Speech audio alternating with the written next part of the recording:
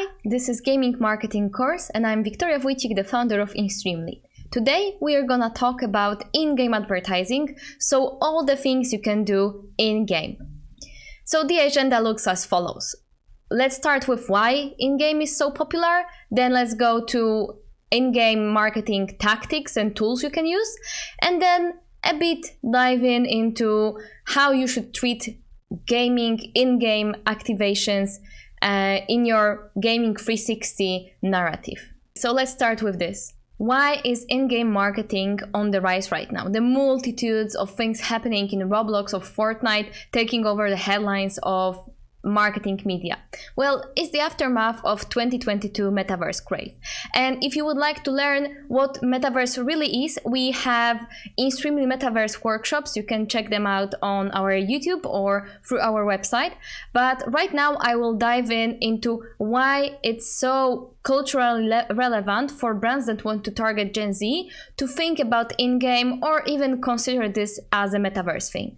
Because metaverse doesn't exist yet, but the seeds are already here. So whatever happens with the vision of the metaverse and however it unrolls, there are things that we already agreed as a society to be socially acceptable. And those things were necessary for us to even think about metaverse as an idea to develop. So what I mean is that the most important societal changes of the future are already a reality for most Gen Z and Alpha. And this is a relevant context for your in-game campaigns. Because you can see that for a lot of young people, the default mode of engaging with virtual spaces or virtual internet reality, whatever you call it, switched from 2D, so screen and feed based, into 3D. A lot of them will treat spending time in games as a new form of social media. And we already, as a society, agreed for a couple of things that make us ready for immersing ourselves into digital reality even more. And of course, games are the places where it happens. One of the things we agreed upon is the existence of digital relationships. So 56% of Gen Z are friends with somebody they know only online. It's normal to have a friend that you have never seen in real life, and all we need are online communities and games. Furthermore, for 56% of Gen Z, again, digital and physical is one reality. And it doesn't mean that we cannot differentiate between what happens online and offline, but more so that for us, there wasn't a world before internet and after internet. Our life has begun when the internet already existed, and everything that's our reality also happened online. And whoever we meet, whatever we do, whatever we win, whatever we lose, it's as real to us as in real life, because those lives are just together. The second thing that we all agreed upon and that makes gaming and in the future maybe the vision of immersing ourselves fully into digital spaces even possible is the digital sense of self. It's absolutely normal to have a second digital persona that is different from your online one. There are some people who would even say that their digital persona is more true to themselves than their physical one. Sometimes it's about the changes that you cannot make easily, especially as a teen or a kid. But it's not always about these extreme things, because we can also look at things like character customizations and filters. This is a way for us to manifest our internet digital sense of self. Whether we create a character that looks like us or a fantasy of us, or maybe we try to make ourselves look a bit crazy, maybe fun with a dog filter, maybe cute, or maybe we want to show how distanced we are and we can have an ugly face filter, or maybe quirky with a bread face. How we appear in our Instagram stories is also a way for us to showcase our digital identity and digital sense of self. Another example of that already happening is the things that are happening with nicknames and real names. You can probably know those guys on the left, and if you know them, I can bet that you are more likely to know their nickname than their full name and surname. And of course, having a nickname is nothing new. You can ask David Bowie what he thinks about it. But what changed is that there are millions and millions of people living in communities, spending time with other people, and never knowing each other's names. It's not now reserved for celebrities. Right now, everyone has a nickname, and it would be weird to use your real name on a Discord server. Your virtual nickname is your new virtual identity. And another example of us creating a virtual identity is curating your feed or not. If you want people to perceive you as perfect beige and everything is tied up together, or do you want to look and post things that seem a bit random, maybe a bit weird? This is how you make people perceive you in a virtual space. And we, all of us who have a LinkedIn account even, agreed that this is completely normal. The next thing is spending time in digital spaces and even existence of digital spaces. Because 50% of players choose to play multiplayer online games. And when they do, they also choose it not only to compete with other people or just entertain themselves in the gameplay, but to spend time with others. Those places begin to be spaces when you meet other people, do stuff together, and it's a completely common thing. Whether it's World of Warcraft, Final Fantasy, Club Penguin, Roblox, Fortnite, or VRChat, these spaces are there for you to meet other people and have fun with them. To the point that an average Roblox user spends more time in Roblox than an average TikTok user on TikTok. You could say that the future most popular social media platform doesn't look like a 2D feed that you can scroll, but it looks like a virtual space where you can do stuff with other people or just hang out.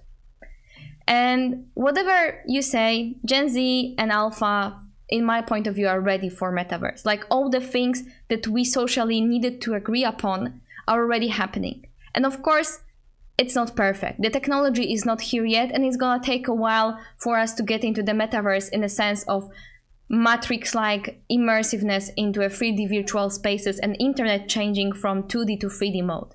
But what's important for marketers is right now are those habits. Those ways of people crafting relationships, spending times and creating their personal identity in virtual spaces and how important they are to them. Because you can perceive a lot of those games, because not all of those games, as a seeds, a prototype, an MVP to what the metaverse would be like. And even if you don't perceive like your brand presence in gaming as a way for you to be in this cultural shift and more as a way to be the most popular entertainment platform in the world, this is also valid. But knowing that people perceive games as third spaces right now changes the whole perspective. Because you can think about in-game in two ways, and we'll get to the tactics and things you can do in a minute. You can either think about in-game as just rich gamers. Gaming is popular, people are spending time playing games, we want to be socially relevant, gamers are our target group, we want to reach gamers. And this is cool. Like you can treat it as a one-time or multiple times action, do different stuff there, and as long as it keeps gamers in mind and delivers something cool for them, this is a great idea for most brands. But for some brands, especially those who are big and not necessarily have a lot to win right now, but they are thinking about how we can stay relevant in the future in 10, in 20 years, you can also treat gaming as a new communications platform. So I will dive into it a bit deeper in those tactics ways, but just a hint. If people are spending time in Roblox instead of social media and treating Roblox as social media, then the decision to create a Roblox space for a brand becomes not a decision of, oh, let's make a fun campaign, but it's the same decision as that you have when there is a new social media appearing. There was a point when Facebook appeared, when Instagram appeared, when Snapchat appeared, and the brand had to decide, are we present there or not? Are we investing into communicating within this space to people who are there or not? And this is happening with many games right now. And many brands, top brands around the world, are choosing to treat it as a new website, immersive, like a completely different way of doing stuff and a way to experiment. Because I think right now you can do whatever. But we are at the point where in the development of immersive technologies, where we were with smartphones in 2008 or 2009. Like, okay, popular, things to consider, but you are well if you don't have a mobile website for your brand. But in 10 years, it's gonna be 2018 or 2023. And if you don't have a mobile website then, well, you screwed. So in this case, I think that getting the hang of being present in those virtual spaces in games and knowing how people act there is important for marketers. And furthermore, learning how to do games and engage gamers is a win-win, because gaming is all about making people do things and be happy about it, and marketing is just about same thing. So let's go into what things we have when it comes to in-game tactics, tools, or ways to be present in games. This is not a comprehensive list. You will see that your creativity is actually the limit in those spaces. So let's treat it as a starting point, at different ways you can think about it. And on top, you should add a lot of strategic idea and creative flair. So if you want to also work within games and reach gamers in a way they really appreciate, you can always reach out to us. We at Extremely do those things for brands all around the world. So as in previous episode, I'm gonna be using those ratings of activations. You can pause and read it. But with in-game, it's so broad and so many things to do that especially the brand affinity and conversion potential really depends on what you do with it and your creativity, and less about really the actual tool that you are using or the tactic. So let's go with the in-game advertising. And first we'll start with in-game ads. So if in case of in-game ads, I mean mostly a billboard-like brand placement that is many times done programmatically. So you can go into some places like Anzu or even AudioMob when you want audio ads in games, and then place your brand there. There can be advertising that's within games, as in like an ad break, but I'm not covering that this much today because I'm more into branded content and things happening exactly in the game, not as an ad break. But anyway, you can use certain tools to make your ads appear within games. So the pros and cons of a solution like that. First of all, low entry barrier. You can basically buy programmatic advertising like this, use some platforms, and is a way for you to place your brand and not really sweat on it. Like no non-standard creative creation, nor strategic, anything. You can just like place your ad here and it works. And usually your product, your brand is seen in a natural context of the game. So it means that you will not be placed in a medieval world when you are advertising Coca-Cola. But it also means, on the con side, that it will not fit every game. There will be not a lot of games you can fit within, and basically all the fantasy ones go out with this idea. And it's mostly unclickable, so it's only awareness tool because people are playing the game. Usually it's a sports or racing game, and it means that of course you bring awareness and it's confirmed that the awareness works, but it's unclickable. On the pros side of things, people appreciate it in a sense that they appreciate you not covering the gameplay, not stopping the game, but just being there passively. It's alright for the players. And the con side, in case of billboards, it's not very creative and there's not many things that you can do with this format. So if you want to do it right, of course, context matters. So make sure your message fits in the game theme and make it sure that it does not throw off people from the experience. You can even make it more contextual. So if you are about speed and you have an ad campaign that can fit into a racing game this way, this is cool. Know your timing. So use the tech or plan ahead. You can either work with a developer directly to have your brand visible on billboards in games. This usually will take some time to make it happen, or you can work with technology providers that give you ways to place an ad within the game easily through programmatic measures.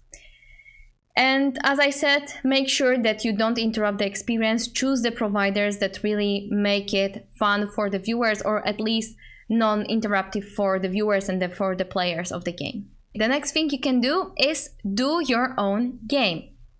And of course, this is a broad idea. It can start as small as a mobile scroller game that you can do in 2 hours with a Unity template, or it can be a standalone big thing like the I Love You Colonel Sanders KFC game, or even go further. So this is a thing that sky is the limit, really.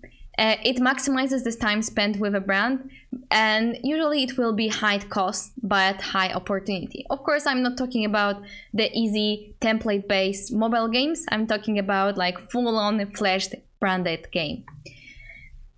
So if you want to do it, and also this is my favorite example, Extreme Pamplona by Rexona, I think developed in 2004 or even earlier. I remember all the kids in my primary school on IT lessons, we were playing this branded game, and I remember it for nearly 20 years now. And it was a flash game, very neatly done, but it wasn't so complicated, so you can do it right. So the pros: high engagement for a long time. You get people to spend 20, 30 minutes or even an hour or a couple of hours with your brand non-stop. This is like the marketer's dream. You have creative freedom in this case, so you're creating your own branded game from scratch. And if you do it right, it's an extreme way to stand out. For high quality games, it means also there's a high entry barrier. It will take a lot of time. Just see how much time it took CD Projekt Red to make Cyberpunk or any other major game studio. Baldur's Gate 3 took, I think, 7 years in the making. Of course, your game will not be as big, but you have to know that it will cost a bit. And it's awareness, not conversion driven. You cannot really expect people to buy directly from your game, but think about it as a pure awareness tool. And it's for specific brands only, because people need to care about your brand first. If they don't care about your brand even in the slightest of way, like they don't know the brand completely, you are just starting as a no-name. And it's gonna be very, very hard to make it interesting. You will have to do like extremely good gameplay. KFC can do a Colonel Sanders dating simulator because they are just a well-known, loved brand. So how to do it right? First of all, your logo comes last. The experience for the player comes first. You have to make sure that your primary goal is to make it a fun gaming experience. Because if people will not see it as a fun thing, they will not spend time with your brand, and you will not get any results. Your logo can be small, but if you have the player experience right, they will remember and know you. The second thing, you have to make sure that your brand fits and is the right context for a gameplay. So when it comes to Colonel Sanders, KFC doesn't take themselves seriously in gaming, so this fit. With Pamplona Rexona, it was about racing and being able to, run away as fast as you can and still be fresh under your armpits. And it doesn't always have to be about superpowers. It doesn't mean that your brand can always be the ones that give superpowers. Oh, the shoes make you run faster, or the energy drink makes you run for a longer time. It doesn't have to be like that. You can twist it and make it even more creative and fun. Be a fun context nonetheless. And of course, the Pareto rule as well here. So game is just a piece of content, and you will need to promote it. You will need to make sure that people know about it, download it, and play it. So make sure that you have budgets for promotion, not only creating the game. Creating the game is the first step. Some brands, instead of creating their own standalone game, create their in-game maps, spaces, or experiences in established multiplayer games, like Roblox, Minecraft, Fortnite, GTA 5, and others. Of course, some will call it metaverse, but let's stick to games. And of course, creating ways to make people spend time in direct contact with your brand works. And what I said before, you can also treat those games as new social media, and you are essentially creating a virtual space for your brand for people to while being on this new form of social media to engage with you. And a lot of brands start to treat it this way, and I think is the right way. The pros of doing that are very similar to creating your own game. So you have unlimited creativity, can create an immersive brand experience, and make sure that people just engage and have with your brand. Another thing that adds on top of it is in those cases, you can benefit from you being on already established platforms. So there are millions of players every day on Roblox or Fortnite, and this way you are making sure it's very easy for them to engage with your brand. Way easier than, for example, downloading a separate game. Of course, if you have a web-based game, this makes it easier. But when it comes to platforms, a lot of brands, for a reason, are choosing Fortnite or Roblox. Like, people are already there. Of course, it's time consuming to create, a bit less time consuming than your own game, because there are like established rules of how those games and things work there.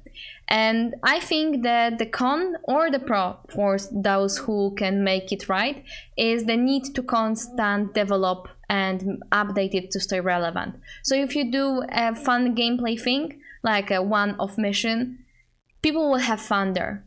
Play it for a week or so, like when you promote it, they will play it, but then they will have no reason to come back. There will be no replayability. And you can either create like an extensive gameplay thing or make constant updates and treat it really as your new website in a sense than just a game.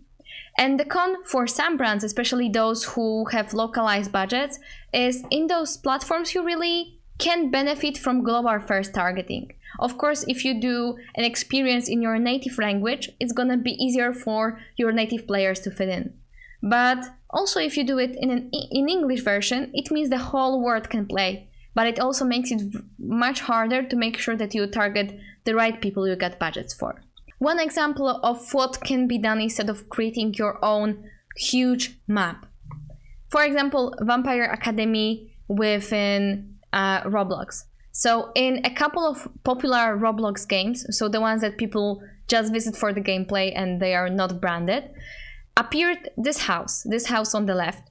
And when the players went into the house within this map, they were transported into a 3-minute minigame. Just 3 minutes of them having the goal of escaping the haunted house. And at the end of the experience, they got to meet the NPC from the movie Vampire Academy and get a reward. And after that, they were teleported back to the place where they started, so into the original map.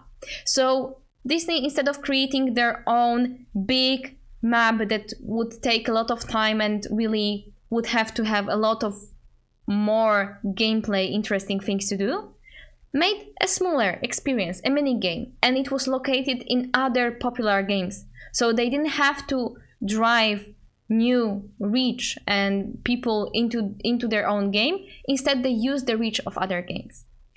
But another way to do it, for example, in Roblox, a whole 180 from that is Nikeland. So Nike has a map that changes seasonally with the new collection, with the new focus, with the new campaigns. There are new mini games added, and on the other hand, there are new assets and things happening in there. So this became a communication platform for Nike within Roblox. So you have two complete different ways of being active within Roblox, and two of them are valid.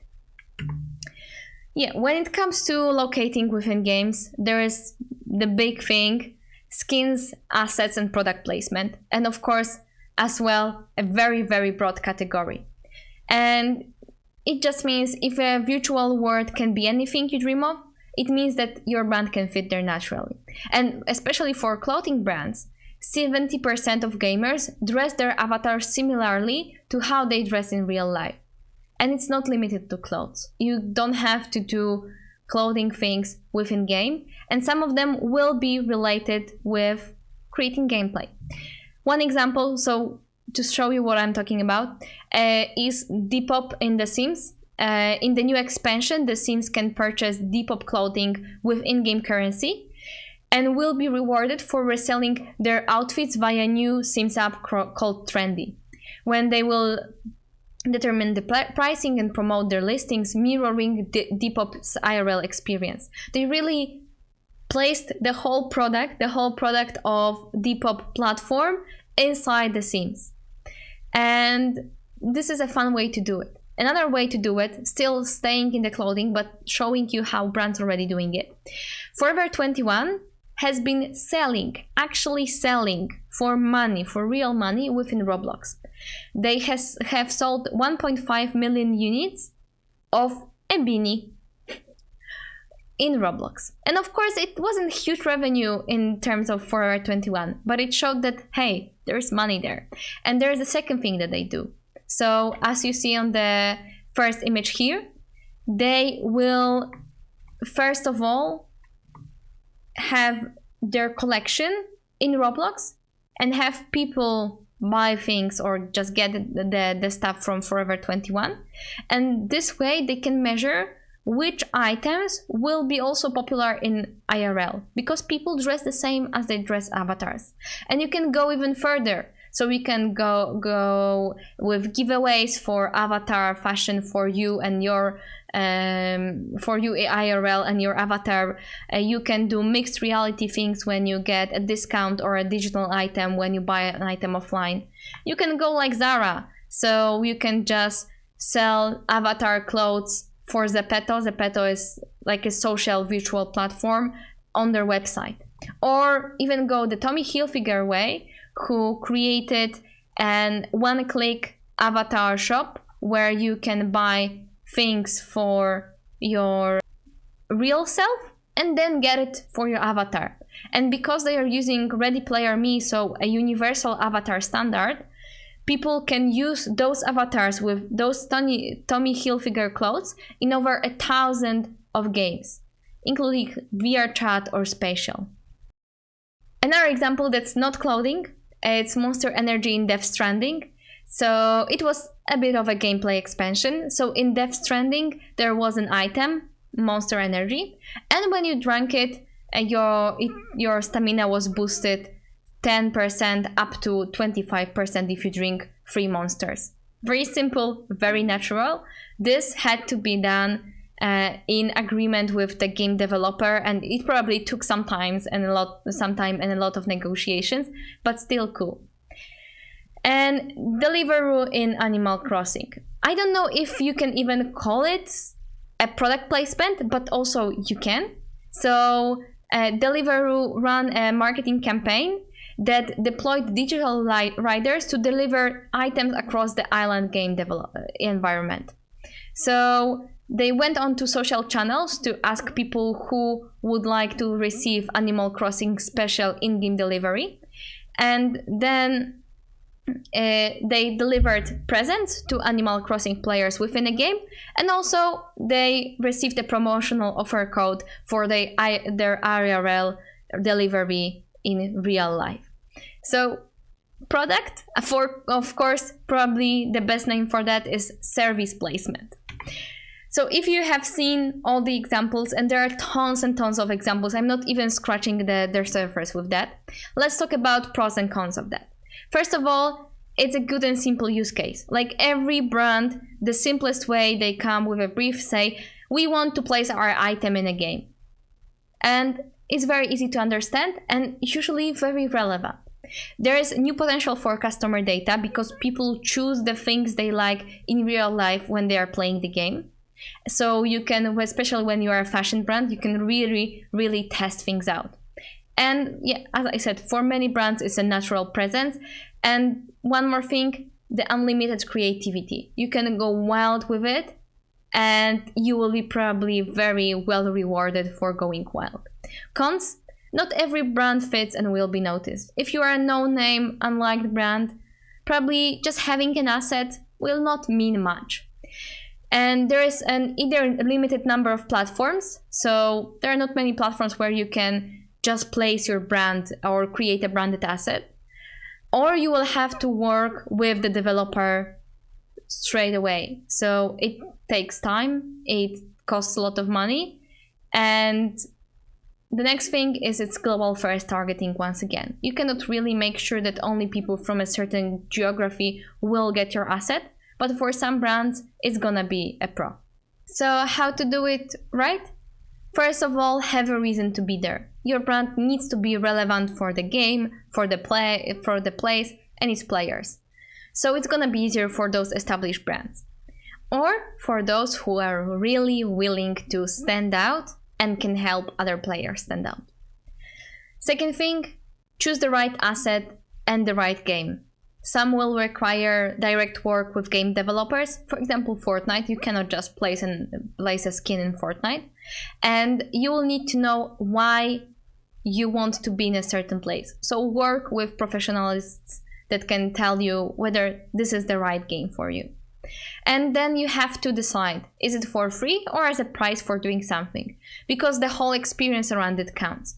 Usually you don't have people just selling assets. Even Forever 21 has their map when they have shops, and people can also use those shops in other maps that are not branded.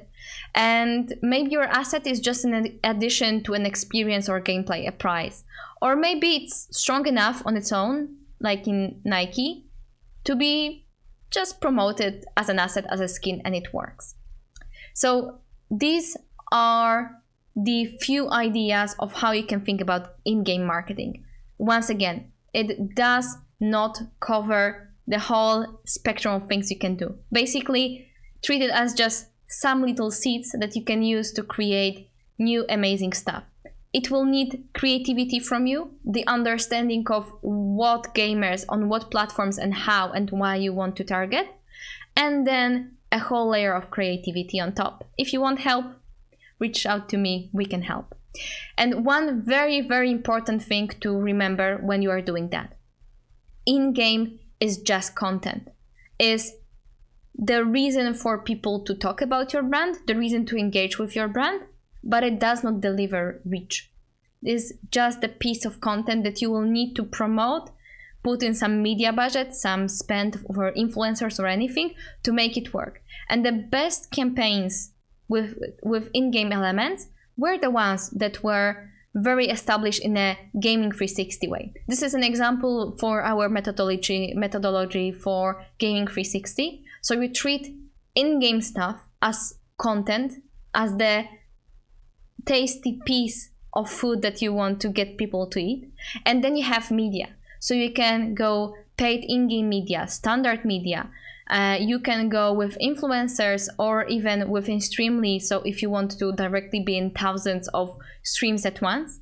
And then you can either engage communities, so be influencers communities or create your own, or create events that have a reason for people to come into your in-game content or to be there at the same place at the same time. Of course, not everything has to be done every time, but for sure you cannot just create a piece of content and expect it to be discovered on its own. Always content with media and the rest on top. So whatever you want to do, gaming and being inside games is one of the ways to reach gamers. It's not the definitive one, but there are many, many fun things you can do and many campaigns worth discovering. I always encourage you to go, for example, to Cannes Lions page and read up the case studies for gaming campaigns that take those tactics they outlined and twist them in a way that make it perfect. If you want to learn more about gaming marketing, we have a full course. This is the 7th new edition for the course. And you can learn about why gaming is so popular, what tactics can you use, how you can position your brand in gaming. And if you want to get a certificate proving your knowledge, there's going to be a link in the video description down below to get your certificates, and you can, show it off in social media. And if you want reach gamers in a way that those gamers really appreciate, through influencers, through in-game things, through live streaming, through creative ways that really stand out, well, reach out to us or to me directly and we'll help you out. We work in 15 countries all around the world, have the biggest and the most advanced technology for especially live streaming integrations, and work with over 130,000 streamers. And please do follow me for more insights about gaming marketing. I'm writing on LinkedIn regularly for marketers from gamers. Thank you very much and see you in the next episode.